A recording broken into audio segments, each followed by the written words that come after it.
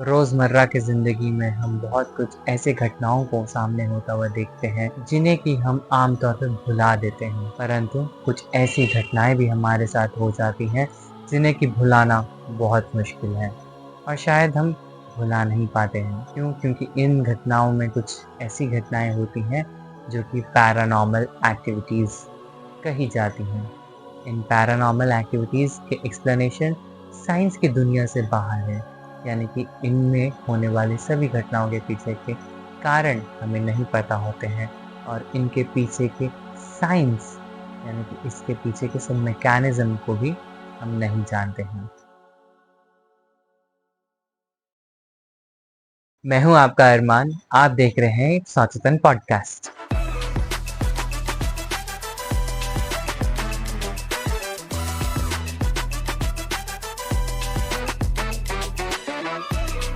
Paranormal एक ऐसा शब्द जो कि साइंस के एक्सप्लेनेशन से परे है। क्यों? क्योंकि आज की डेवलप्ड दुनिया में, आज के मॉडर्न युग में हम जो कुछ भी आगे होता हुआ देखते हैं, समझते हैं, वो सभी साइंस के माध्यम से हम उसे होता हुआ समझते हैं। परंतु साइंस के रीच के बाहर, यानी कि साइंस जिस चीज़ को भी परिभाषित नहीं कर सकता, उससे भी पार की अगर कोई भाषा है तो वो है पैरानॉर्मल एक्टिविटीज़ एंड इस प्रकार की अन्य कार्य। पैरानॉर्मल या फिर यूं कहे तो स्यूडो साइंस। क्यों? क्योंकि इसके पीछे होने वाले सभी घटनाओं के पीछे कोई भी कारण नहीं है। ये सभी जैसे लगता है कि बेकारण ही होते हैं या फिर कुछ ऐसे पावर के द्वारा कराई जाती हो जो कि साइंस के नॉलेज से परे हैं, जो कि शायद हम उस पावर को जानते नहीं, उस पावर को पहचानते नहीं हैं और शायद वो पावर हमारे कंट्रोल में नहीं है, जिस कारण से कि ये चीज़ और भी ज़्यादा डेंजरस हो जाती है। और इस बात को हम साइंस के परे इसीलिए कहते हैं, क्यों? क्योंकि हम साइंस में हर कार्य के पीछे, हर एक छोटी चीज़ के पीछे उसका एक बड़ा कारण बताते हैं, उसका एक प्रॉपर मैकेनिज़्म हम बताते हैं। परंतु जबकि हम इन सभी एक्टिविटीज़ के किसी भी कारण को हम सामने नहीं रख पाते हैं, तो इसी कारण से इसे साइंस के परे या फिर स्यूडो साइंस कहा जाता है। और इसी कारण से इसमें रिसर्च भी ज़्यादा नहीं करी जा सकती है। क्यों? क्योंकि इसमें होने वाली सभी घटनाएँ हमारे कंट्रोल में नहीं होती हैं। जिस प्रकार से कि science and science related activities जो होती हैं, तो उनके अंडर होने वाले सभी एक्सपेरिमेंट्स एंड रिसर्च हमारे कंट्रोल में होते हैं। एज़ सेड, ये सभी चीज़ें नॉर्मल नहीं हैं। इसी कारण से इसमें इन्वॉल्व्ड पावर भी हमारे कंट्रोल में नहीं है। एक बार की बात है जिसमें कि मेरे दोस्त के क्लास टीचर एक जंगली रास्ते से होते हुए एक गांव से दूसरे गांव की तरफ जा रहे थे। उस समय कुछ हुआ यूं कि एक वृद्ध महिला के द्वारा उनसे लिफ्ट मांगी गई और जिस प्रकार से कि गांव में किसी को भी किसी भी प्रकार की मदद की आवश्यकता होती है, सब हाथ बढ़ाए दौड़े चले आते हैं। तो उनका ये हाथ बढ़ाना शायद उनके लिए खतरा साबित हो सकता था, परंतु सच्चाई से अनभिज्ञ, सच्चाई से दूर उन टीचर ने उन्हें लिफ्ट देना यानी कि उनको मदद करना ही सही समझा। कुछ ही दूर वो आगे गए होंगे दूसरे गांव की तरफ। बीच में जब अंधेरा रास्ता आता है, उस टाइम जब वो पीछे मुड़ करके देखने की कोशिश करते हैं कि वृद्धा को किसी प्रकार की कोई असुविधा तो नहीं है, वो कुशलता से बैठे हैं, तो कुछ ऐसा देखते हैं which was quite surprising, क्योंकि वो वृद्ध महिला जो उनसे मदद मांगते हुए गांव से कुछ ही दूर पहले बैठी थी, अब वो नहीं है। अगर वो बीच रास्ते उतरी भी हैं, तो वो इतने दूर, इतनी जल्दी कैसे, कहाँ गई होंगी? क्योंकि थी तो वो वृद्धा ही ना, इतनी जल्दी कहीं दौड़ के भी नहीं जा सकती है। फिर कहाँ गई वो महिला, वो रात के अंधेरे में? उन्होंने ढूंढने की भी कोशिश की, परंतु वो तब भी ना मिली। ये चीज़ अभी भी उनके साथ मिस्ट्री है और ये खौफनाक डर उनके मन में बनाए हुई है। क्या इस प्रकार की एक्टिविटीज़ के पीछे कोई कारण है? शायद नहीं। इसी कारण से इस प्रकार की एक्टिविटीज़ को हम पैरानॉर्मल एक्टिविटीज़ कहते हैं, जिसके कि घटनाएँ होती तो हैं, हम महसूस तो करते हैं, परंतु उन घटनाओं के पीछे के मुख्य कारण को हम सामने नहीं रख पाते हैं। जिस कारण से कि ये मिस्ट्री और उलझती चली जाती हैं। और अक्सर ऐसा देखा गया है कि इन सभी पैरानॉर्मल एक्टिविटीज़ को भूत, प्रेत और पिशाचों से जोड़ करके देखा जाता है, जो कि शायद बहुत हद तक सही भी है। क्यों? क्योंकि भूत यानी कि उन चीज़ों को हम भूत कह सकते हैं जिनको कि हम महसूस कर सकते हैं, जिनके पास कुछ पावर है, जो कुछ करना चाहती हैं, जो कुछ कहना चाहती हों, जो कि इस दुनिया में होते हुए भी इस दुनिया से परे हैं, परंतु हम उन्हें देख नहीं पाते हैं। और अगर हम उन्हें देख लें, तो शायद ही हमारे जीवन का सबसे खौफनाक पल में से एक बन जाता है। और इन्हीं के साथ-साथ पैरानॉर्मल एक्टिविटीज़ के अंतर्गत ही नियर टू डेथ इवेंट्स, जिसमें कि लोग ऑलमोस्ट मरने के लिए और इस मरने के बाद कुछ समय बाद उन्हें ऐसा लगता है कि वो वापस ज़िंदा हो गए हैं। इस प्रकार की घटनाएँ होना या फिर इससे भी बहुत कुछ आगे।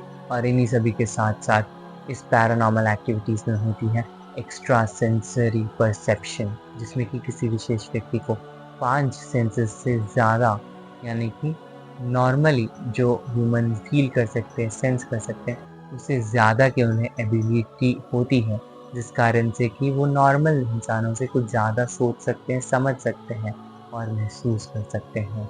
और शायद आने वाले कुछ समय में जो होने वाला है, उसकी जानकारी उन्हें कुछ समय पहले ही मिल जाती है।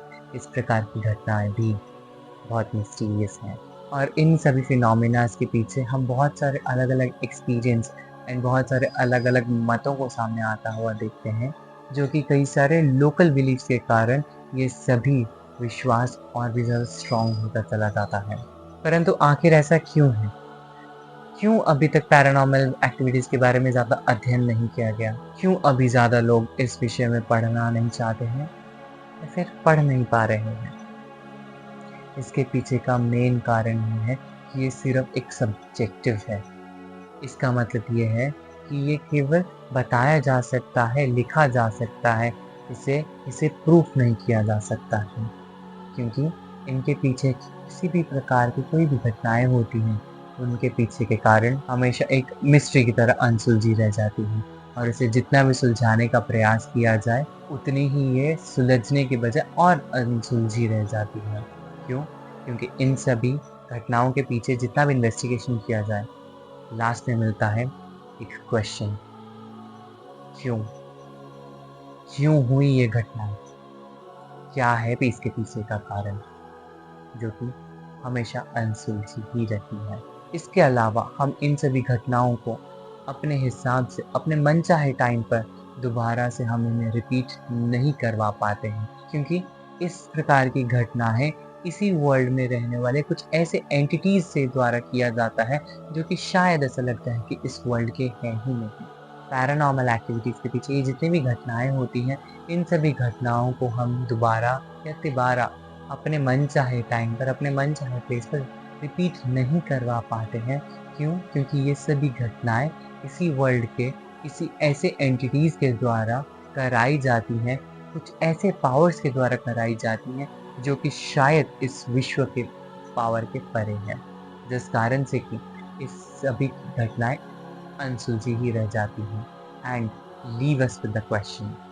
बिलीफ सिस्टम ही एक ऐसी चीज़ है जो कि हमें हर एक छोटी से छोटी चीज़ को सोचने पर मजबूर कर देता है कि क्या ये पैरानॉर्मल एक्टिविटी है या एक नॉर्मल एक्टिविटी है। क्यों?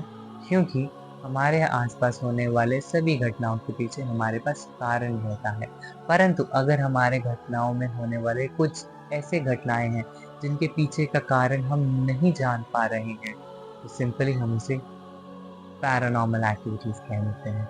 परंतु शायद ये कुछ ऐसे छोटी-छोटी चीज़ें भी हो सकती हैं जिनके ऊपर कि शायद हमने ध्यान नहीं दिया हो और जो कि शायद अभी हमारे सामने आ रहा हो। तो कौन-सी एक्टिविटीज़ नॉर्मल है एंड कौन-सी एक्टिविटीज़ पैरानॉर्मल है, इस चीज़ को डिफ़ाइन करना बड़ा मुश्किल हो जाता है। स्यूडो साइंस यानी कि उन सभी घटनाओं के पीछे जिन घटनाओं में हम साइंस नहीं ढूँढ पाते हैं, उन्हें हम स्यूडो साइंस कहते हैं। यहाँ तक कि एस्ट्रोलॉजी जैसी चीज़ों को भी हम स्यूडो साइंस में कंसीडर करते हैं। क्यों? क्योंकि एस्ट्रोलॉजी में की जाने वाली सभी गणनाओं के पीछे हमारे पास कोई भी साइंटिफिक रीज़न नहीं होता है, जिस कारण से कि इसे स्यूडो साइंस माना जाता है।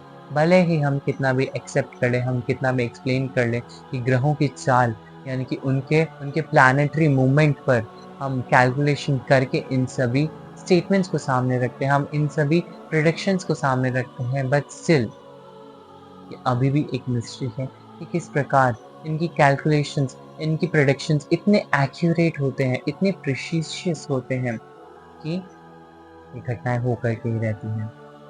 परंतु अगर हम फिजिक्स एक टॉपिक को उठाएं, that is the physics of superposition of particles, जिसमें कि हम ये सुनते हैं that each and every particle in the system have the effect on each and every other point. So इस तरीके से तो हमारे, अगर हम सोलार सिस्टम को अगर देखें, तो उस सिस्टम में किसी भी प्लैनेट के मूवमेंट के द्वारा किसी भी प्रकार का इफेक्ट जनरेट होता है, उस चीज़ का पूरा पूरा इफेक्ट उस पूरे सोलर सिस्टम के हर एक एक पोजीशन पे होता है।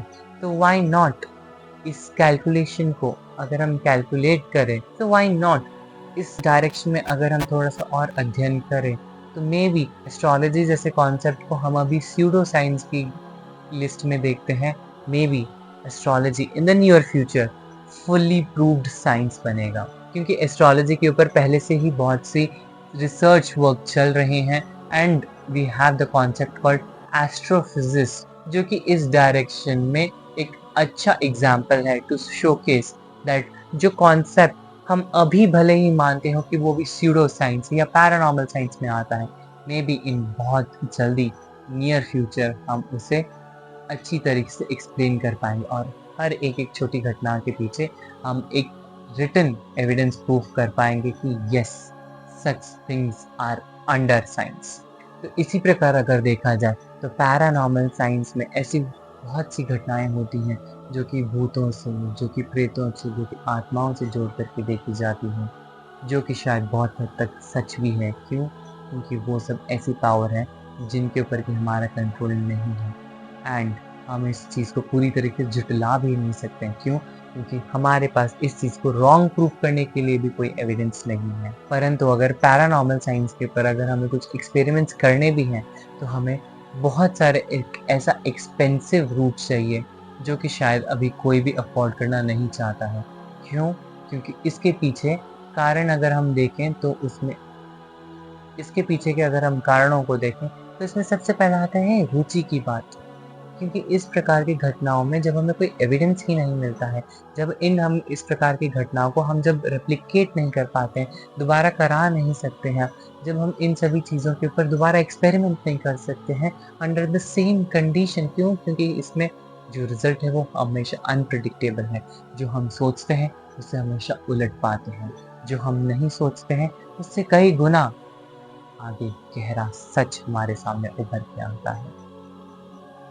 इस प्रकार के तमाम कारणों से इस प्रकार के सभी सब्जेक्ट पर शायद रिसर्च करना थोड़ा मुश्किल हो जाता है, एंड शायद, हालांकि पैरानॉर्मल साइंस के ऊपर अभी भी चाहे जितनी भी मुश्किलें सामने आए, उसके ऊपर अभी भी रिसर्च चल रही हैं।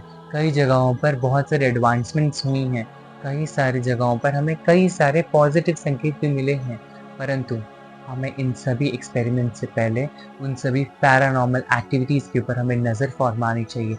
हमें उन सभी पैरानॉर्मल एक्टिविटीज़ को गहरी तरीके से देखना चाहिए, सोचना चाहिए, समझना चाहिए, जो कि अभी तक हुई हैं। जितनी रिकॉर्डिंग्स हम सामने देखते हैं, जितने कि हम घटनाएँ आते हुए सामने देखते हैं, उन सभी चीज़ों को ऑब्ज़र्व करना चाहिए। उन सभी में क्या कॉमन चीज़ है? उन सभी में क्या ऐसी चीज़ें हैं जो कि हम फ़ोकस करके हम उसी डायरेक्शन में काम कर सकें? ऐसी क्या सब चीज़ें हैं जिसके ऊपर हम एक्सपेरिमेंट करें तो हम जान पाएँगे what are the basis of paranormal science. अगर हम ये जान पाएँ, तो शायद हम उस चीज़ को भी जान पाएँगे जो ये सभी घटनाएँ होती हैं, उनके पीछे का कारण। क्यों? क्योंकि हम जितना भी आगे बढ़ जाएँ, हम कुछ भी कर लें, हमारे इंसानी दिमाग से एक वो घटना नहीं जाती है जो कि हमारे जीवन का सबसे खौफनाक घटना है।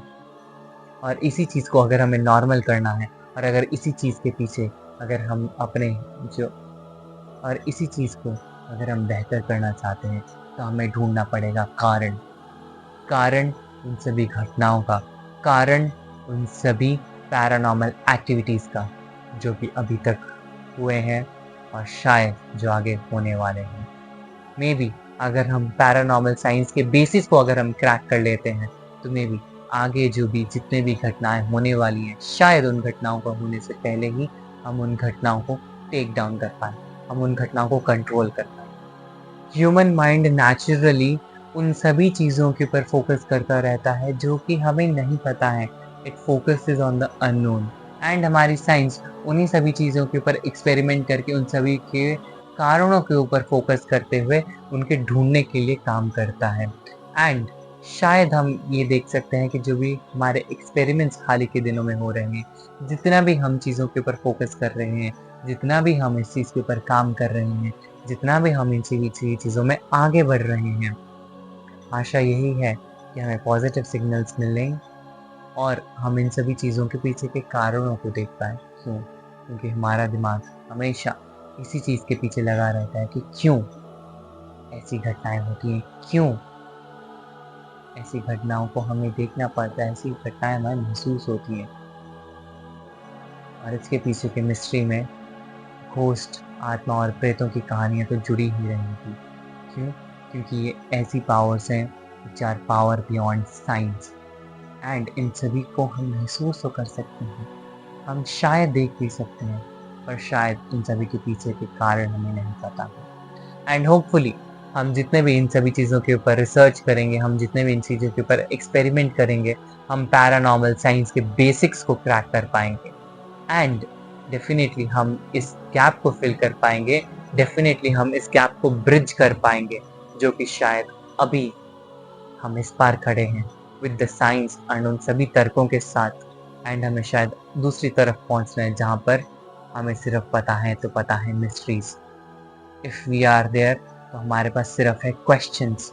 अगर हम वहां पर हैं तो हमारे पास सिर्फ है question mark. And definitely as human हम इन सभी चीज़ों के ऊपर काम करेंगे और हम इन सभी चीज़ों के पीछे से पर्दा को उठाएंगे, हम इन सभी मिस्ट्री को सामने लाएंगे। हम इसी जुनून के साथ इन सभी चीज़ों पर काम करते रहेंगे और इस प्रकार की वीडियोस हम आपके लिए लाते रहेंगे। हमारे साथ इस पॉडकास्ट में जुड़ने के लिए धन्यवाद। Stay tuned for the next videos. Hashtag happy podcasting with Sachetan podcast.